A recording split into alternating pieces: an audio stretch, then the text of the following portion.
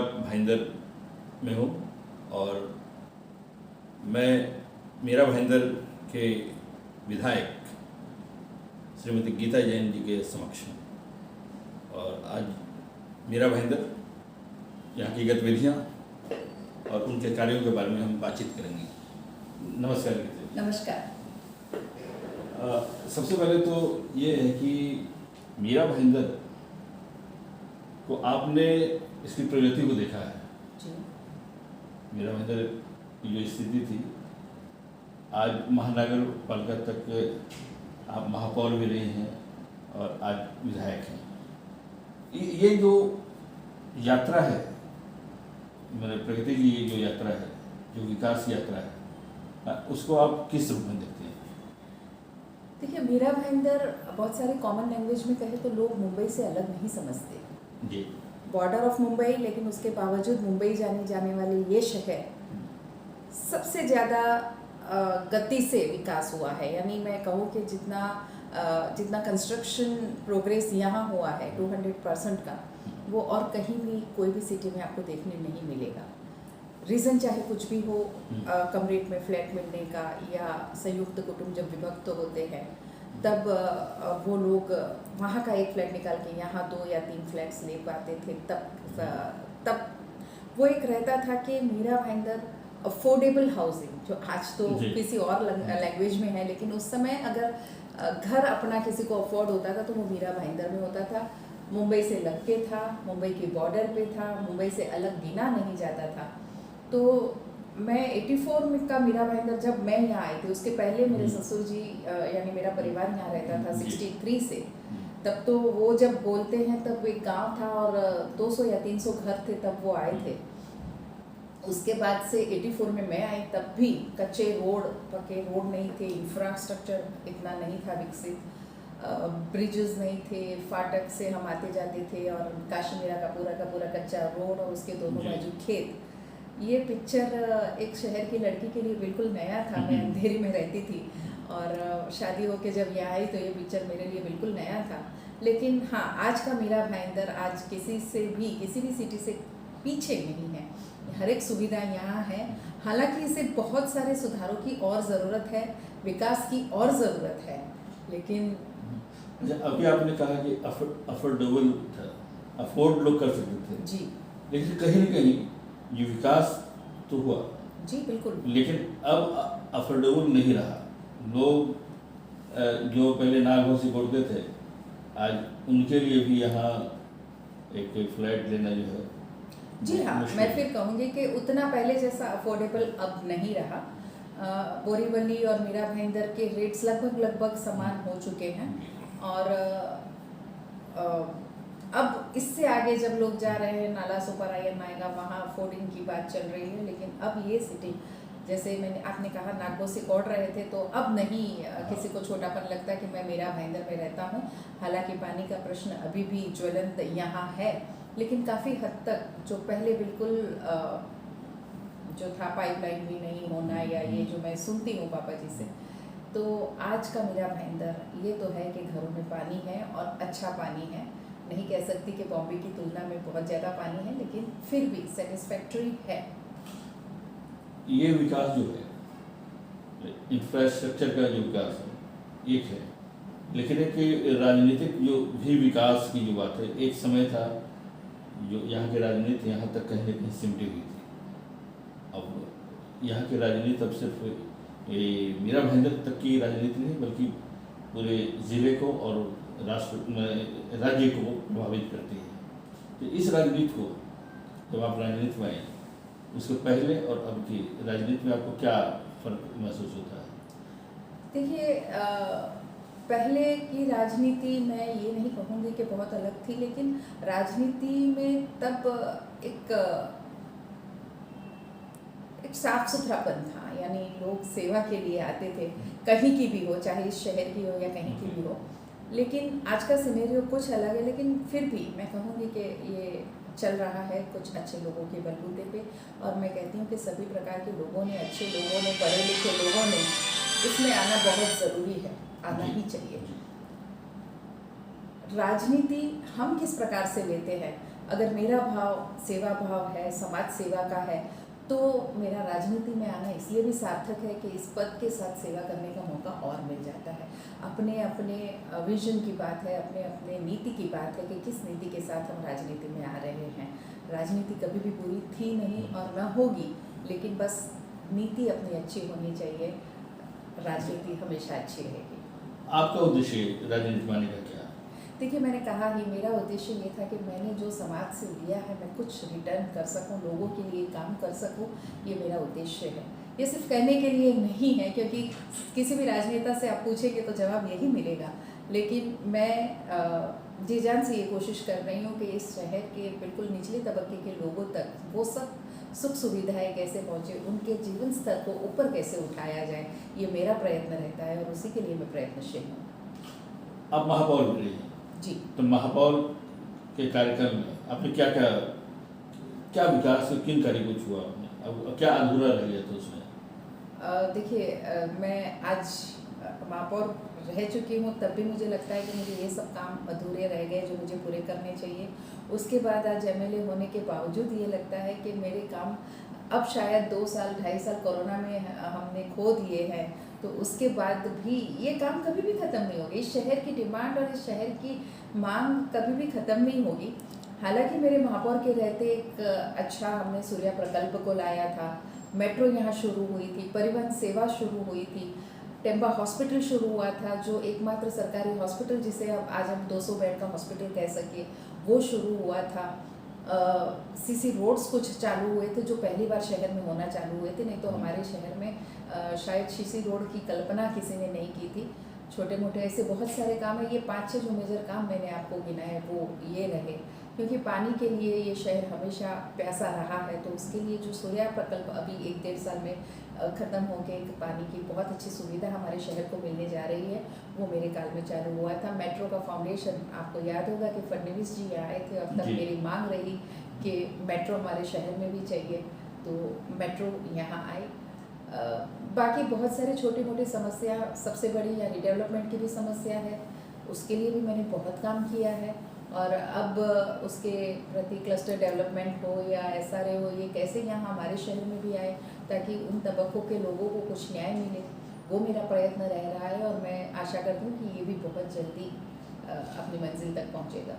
अच्छा, आपने महापौर के रूप में जो कार्य किए, बाद में जब आप एमएलए विधानसभा चुनाव लड़ने की बात आई तो सभी जानते हैं कि आप अपनी पार्टी से, जिस पार्टी में थी उससे नहीं, तो आपको विश्वास था कि जनता जो आपने काम किया है उसे काम का विश्वास था कि जनता आपके पक्ष में रहेगी, या कहीं डर नहीं था आपके अंदर? चुनाव के बाद, मेरे चुने जाने के बाद आपका प्रश्न नहीं रह गया, उसका जवाब लोगों ने आपको दे दिया है। नहीं, फिर भी आपको मनोभाव तो कुछ होगा ना कि डर था?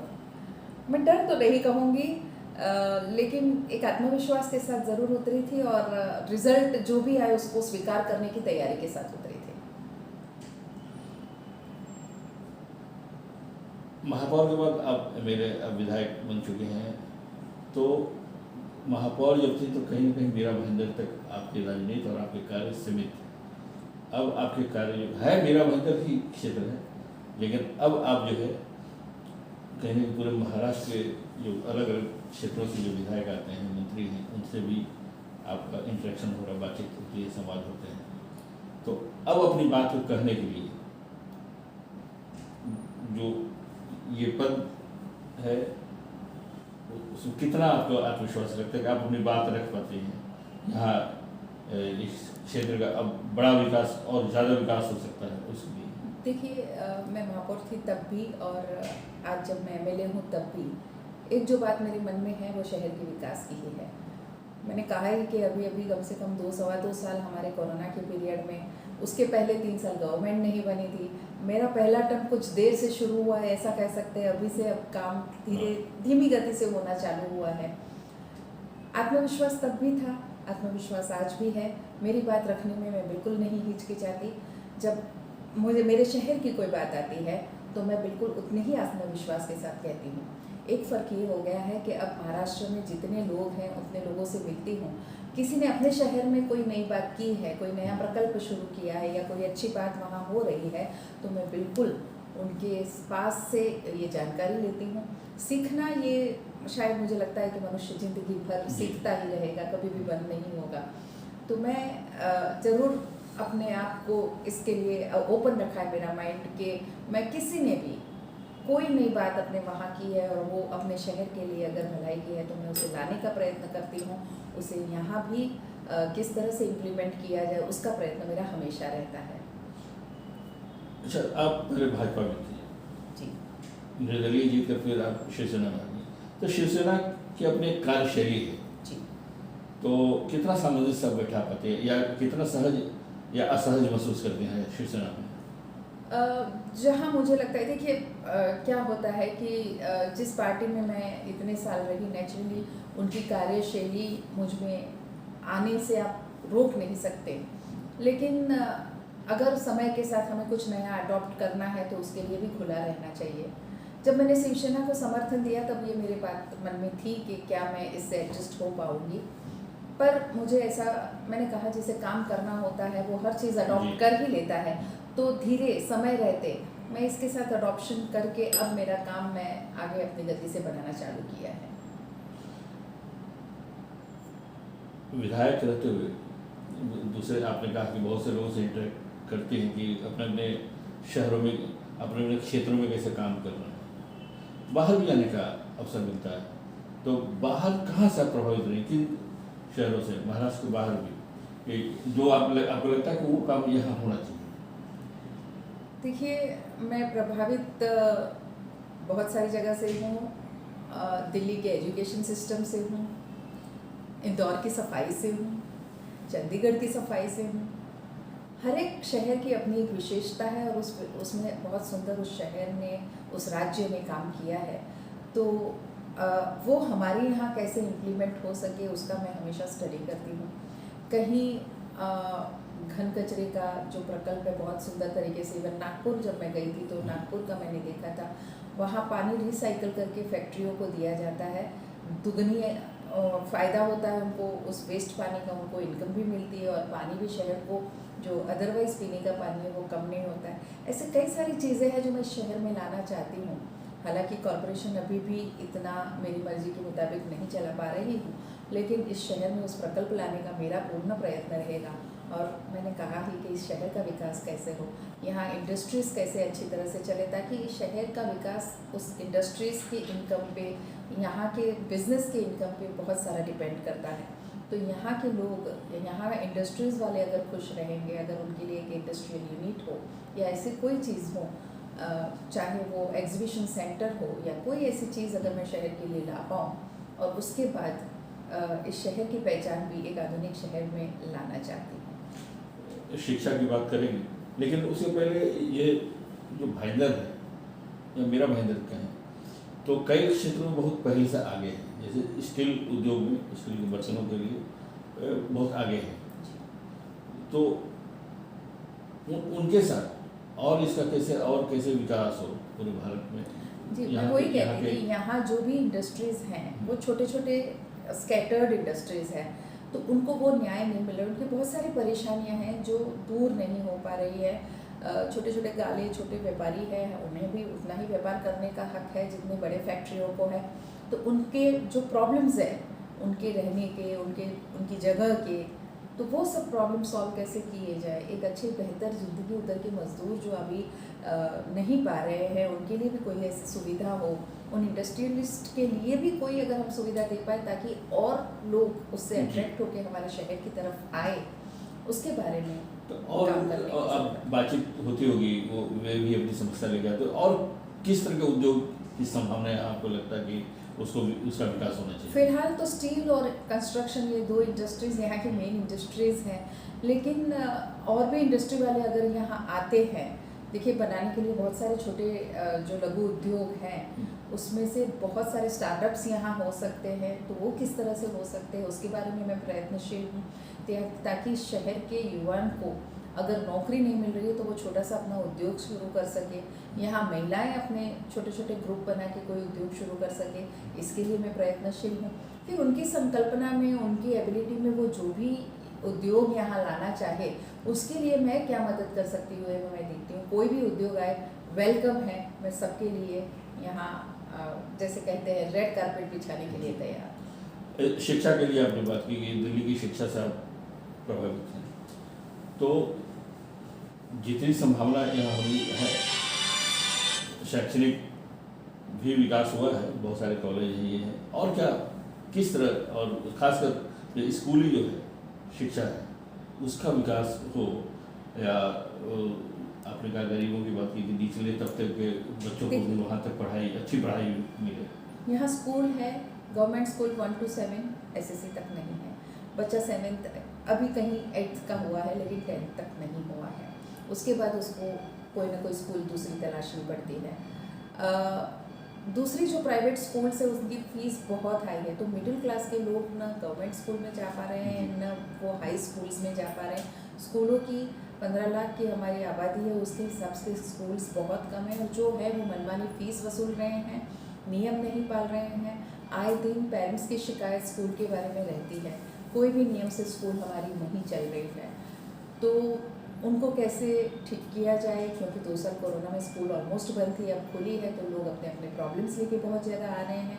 उन प्रॉब्लम को सॉल्व करके कैसे एक बेहतर यहाँ एजुकेशन सिस्टम बनाया जाए, उसके लिए मेरा प्रयत्न रहेगा। अच्छा, कोरोना की अभी बात चल रही, तो कोरोना का जो ये 2 साल लगभग जो बीता है, इसमें बहुत सारे लोग जो हैं वो परेशान रहे हैं, बहुत से जो व्यवसायी हैं वे भी परेशान रहे हैं। तो एक विधायक के रूप में या एक यहाँ के शहर के एक अग्रणी जो एक व्यक्तित्व के रूप में आप लोग उससे निपटने के लिए क्या तैयारी करेंगे? क्योंकि अभी भी देखिए कोरोना अब तो बिल्कुल भी मुझे नहीं लगता कोई चिंता की बात है, लेकिन जब पहली लहर आई थी और जब हमारे पहले 2 मरीज कस्तूरबा में गए थे, तभी से हमने सोच लिया था कि हमारे मरीजों का इलाज यहीं होना चाहिए। तो पंडित भीमसेन जोशी रुग्णालय यानी कि टेम्पा हॉस्पिटल हमने 15 दिन के अंदर उस आधुनिक तरीके से ICU वगैरह शुरू करके हमने चालू कर दी थी।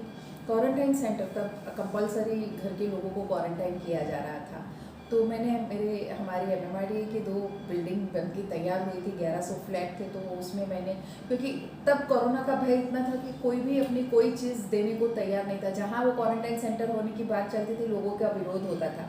हालांकि विरोध यहाँ भी हुआ, लेकिन मेरे पास कहने के लिए एक चीज़ थी कि मैं बिल्कुल सामने रहती हूँ, आप क्यों डरते हैं, मैं सबसे पहले कुछ भी होगा तो मुझे होगा। तो यहाँ क्वारंटाइन सेंटर जो हमने शुरू किया, शायद वैसी फैसिलिटी पूरे महाराष्ट्र में कहीं नहीं मिली जैसे क्वारंटाइन सेंटर यहाँ शुरू किया। उस बात की नोन भी पेपरों ने ली। बहुत सारी दूसरी चीज़ें बोलूँ, इंजेक्शंस, वैक्सीनेशंस, ये सब की किल्लत हमने कभी भी यहाँ होने नहीं दी। ऑक्सीजन की कमी की वजह से ऐसी कोई भी हमारे यहाँ डेथ नहीं हुई। ऑक्सीजन जनरेटर प्लांट जो महाराष्ट्र में पहले 3 आए थे उसमें से एक यहाँ लगा, अब तो उसके बाद तो 3 दूसरे आ गए और हर जगह लग गया, लेकिन ऑक्सीजन की कमी यहाँ कभी किसी पेशेंट को नहीं हुई। बेड्स, दूसरी लहर में थोड़ी सी कहीं ना कहीं बेड्स की तकलीफ ज़रूर हुई, लेकिन कोई ऐसा मेजर इश्यू हमारे यहाँ नहीं हुआ मेरा पैंतर में। तो चाहे वो खाना देने की बात हो, किट्स देने की बात हो, क्वारंटाइन सेंटर बनाने की बात हो, हॉस्पिटल बनाने की बात हो, लोगों को अपने गांव भेजने की बात हो, ट्रेन की व्यवस्था करने की बात हो, बस की व्यवस्था करने की बात हो, उनको मेडिकल सर्टिफिकेट देने की बात हो, इन सब कामों में वो काम ऐसे नहीं दिखेंगे। एक देखिए, अगर रोड बन गया तो दिखेगा कि रोड बन गया है, एक भवन बन गया तो रोड भवन बन गया है, लेकिन ये न दिखने वाले जो इम्पोर्टेंट काम थे जिससे मनुष्य का जीवन बच सकता है, वो काम कोरोना में ये 2 साल में हम सभी ने मिलके किया। तो मुझे लगता है कि इंसान की ज़िंदगी बचाना उस समय बहुत ज़रूरी था, वो मेरी प्रायोरिटी थी, और उस समय कोरोना के समय मैंने ये काम भली भांति किया, इसका मुझे संतोष है। आप महिला हैं तो क्षेत्र की महिलाओं को बहुत अपेक्षाएं आपसे रहती होंगी, महिलाओं के लिए कोई योजना इस तरह की आप शुरू जी, करें? बहुत जल्दी मैंने नारी सशक्तिकरण फाउंडेशन एक स्थापन किया है महिलाओं के उत्थान के लिए, वो आत्मनिर्भर बन सके। ज़रूरत देखिए, एज अ आमदार मैं कहती हूँ कि यहाँ हर एक नागरिक को आगे लाने की मेरी जिम्मेदारी है, लेकिन महिलाओं के लिए विशेषकर इसलिए कि बहुत जल्दी से महिलाओं को बाहर जाने या कोई काम करने के चांस नहीं मिलते हैं, तो उनको आत्मनिर्भर कैसे बनाया जाए उस दिशा में मेरा कार्य शुरू है। और बहुत जल्दी हम ऐसा कुछ उनके बारे में करके उनको आत्मनिर्भर बहुत छोटे तबके से शुरू होके आगे बढ़ेगा, लेकिन हमारा स्टार्टिंग तो है कि महिलाओं को आत्मनिर्भर जल्दी से जल्दी कैसे बनाया जाए। 2 साल से अधिक हो गए आपने अपना घोषणा पत्र जारी किया होगा। वो घोषणा पत्र में आप, हालांकि आपने कहा कि अभी अभी कार्यकाल लगभग शुरू हुआ, तो ये जो घोषणा पत्र आपने किया उसमें अभी क्या क्या बच गया या किन पे काफ़ी सारा बच गया। मैं तो कहती हूँ 1 या 2 काम के अलावा काफ़ी सारा बच गया, और वो बचने का रीज़न भी है। मैंने कहा ही, ना कोई हमें फंड दिया गया, ना कोई हमें सहूलियत उन कोरोना के काल में, और शहर या पूरा देश एक ठप्प सा था, सब्सटेंशियल था, कुछ भी शुरू नहीं हुआ था। तो उस घोषणा पत्र के और अब मैं कदम बढ़ा रही हूँ उसे पूरा करने का। हॉस्पिटल का वायदा था, वो चाहे कोरोना के रीज़न से ही सही, लेकिन हॉस्पिटल ज़रूर हमारे शहर में एक बन गया। बाकी आप कहेंगे कि घोषणा पत्र अच्छा। से कितना कंप्लीट किया, तो अब मैं उस अब और उसमें काम कर लगे रही हूँ जी। अच्छा, क्या क्या आपको लगता है और क्या शहर में विकास होना चाहिए, क्या कमी आप अभी आती है? मैंने कहा ये नेवर एंडिंग कमियां हैं जो नहीं, मुझे हमेशा। लगता है कि होना क्या नहीं होता है चाहिए। कि हम आज 200 ml पानी लाए थे, तब ये सोच के कि 200 ml आते ही शहर की ज़रूरत खत्म हो जाएगी और सभी को पानी मिलेगा, लेकिन उसके बाद आप देखेंगे कि शहर का विकास जनसंख्या भी इतनी बढ़ी। जल्दी हो गई कि जनसंख्या दुगनी नहीं तिगनी चौगुनी हो गई। तो ये तो संसाधन है, चाहे पानी हो, चाहे इंफ्रा हो, चाहे परिवहन की सेवा हो, चाहे मेट्रो की सेवा हो, अब जल वाहतुक सेवा हम शुरू करने जा रहे हैं। लेकिन मैंने जैसे कहा कि हम जितनी सुविधाएं देते जाएंगे उतनी डिमांड शहर की बढ़ती जाएगी, क्योंकि अभी भी कहीं भी बिल्डिंगें बनना और लोगों का आना रुका नहीं है। डेवलपिंग भी सिटी है, डेवलपिंग सिटी है, तो उसके डेवलपमेंट को कहीं दी एंड हो ही नहीं सकता, ये कंटिन्यूस रहेगा। आपका ध्यान में खींचना चाहूँगा कि यहाँ ऑडिटोरियम नहीं है शहर में, मेरा महेंद्र में एक अभी बन रहा है, अभी तक तो नहीं है, अब उद्घाटन अप्रैल तक शायद होने वाला है, अभी बन रहा है। अप्रैल 15 को वो सरनाइक जी के एरिया में है, और उन्होंने कहा ही है कि अप्रैल 15 को वो शायद ओपनिंग करने जा रहे हैं उद्धव जी से। दूसरा ऑडिटोरियम अभी तो यहाँ और एक रिजर्वेशन है ऑडिटोरियम का हमारे काश्मीरा रोड के जस्ट बगल में, लेकिन उसका बहुत सारा वाद और विवाद चल रहा है। वो ज़मीन क्लियर होते ही उधर भी बनाया जाएगा। आपने तो ऑडिटोरियम का कहा, यहाँ बच्चों को खेलने के लिए स्पोर्ट्स क्लब, स्विमिंग पूल, बच्चों के एकेडमी जहाँ वो और कुछ अदर देन अपना शिक्षण वो सीख सके, उन सब चीज़ों की कमी है जिसको पूरा करने के लिए मैं कटिबद्ध हूँ कि मैं कोशिश अपनी तरफ से ज़रूर करूँगी कि ये सब कमियाँ पूरी कर सकूँ। अच्छा, आप अपना काम कर रही हैं, पहले भी एक लड़ने की ज़रूरत होती है सरकार के यहाँ से काम लाने के लिए, कामों को पूरा करने के लिए। ऐसे में बहुत से लोग आपके पीछे पड़े रहते हैं, आप वीडियो वार भी चल रहा है, बयानबाजी चल रही है, आपका भी बयान आया कि इस तरह के बयान नहीं आने चाहिए, तो इसको आप किस रूप में लिखते हैं? आप इससे कैसे, मतलब वो आपको परेशान ये बयानबाजी करती है या? विरोधियों का काम है कि वो विरोध ही करेंगे, मैं उनसे मेरे अच्छे कहने की आशा नहीं कर सकती, लेकिन मेरा काम उसका जवाब ज़रूर देता है। हमारा काशी मेरा जो मेन रोड है वो 18 साल के बाद 20 करोड़ की लागत से वापस बनाया गया, जो अभी तक 18 सालों में हुआ नहीं था। छोटे मोटे उद्यानों का काम हुआ, मैंने कहा बहुत सारा फंड हमें नहीं मिला, ये हमारी बदकिस्मती या कोरोना की वजह से नहीं मिला, ये शहर के सभी लोग जानते हैं। इसलिए विरोधी जब ये बातें करते हैं कि कुछ विकास नहीं हुआ, तो मैं उनसे ये पूछती हूँ कि अच्छा, उनके पास ये भी एक रीज़न है कि बड़े प्रोजेक्ट तो कहीं रुके नहीं रुके, बड़े प्रोजेक्ट बिल्कुल भी नहीं रुके, लेकिन बड़े प्रोजेक्ट को रोकना असंभव है, क्योंकि उसका एस्केलेशन इतना बढ़ जाता है कि शायद वो प्रोजेक्ट अगर वापस चालू करते तो क्या कीमत पे होता। इसलिए छोटे प्रोजेक्ट अब शुरू होंगे, कहीं स्कूल का या हॉस्पिटल की बिल्डिंग के लिए फंड, या हॉस्पिटल को बेहतर बनाने के लिए फंड, सीसी रोड के लिए फंड, ये सब अभी मैंने अपनी कोशिशें शुरू कर दी है। बायोडाइवर्सिटी पार्क एक जब मैं मेयर थी तब से ये प्रोजेक्ट रखा हुआ था, जिसको अभी अभी मैंने उस काम में गति ला के बहुत जल्दी हो जाएगा। तो ये छोटे मोटे काम हैं जो बहुत जल्दी शुरू हो जाएंगे और ये विकास दिखेगा, लेकिन हाँ, उसके लिए भी 1-1.5 साल का समय तो लगेगा। आखिरी सवाल ये है कि आप भाजपा में रही हैं जी। शिवसेना में, शिवसेना भी जिन पार्टियों से लड़ती रही है आज उन पार्टियों के साथ सरकार में, कांग्रेस है, एनसीपी है, ये सब आपको भी उनके साथ मिलकर काम करना पड़ रहा है, तो कितना मैंने उनके साथ तालमेल कितना बैठ पाता है? या मैंने कहा जिसे काम करना होता है ना, वो हर परिस्थिति के अनुरूप अपने आप को ढाल के काम कर ही लेता है। तो मुझे पता है कि कहीं हमें कहीं मनभेद ना होने पाए, इस तरह से हम अपना काम किए जा रहे हैं। मेरा विजन सिर्फ शहर के विकास की ओर देखना है, मैं किनके साथ काम कर रही हूँ, मैं अपने आप को उनके अनुरूप बना के इस शहर के लिए काम करने का प्रयत्न कर रही हूँ।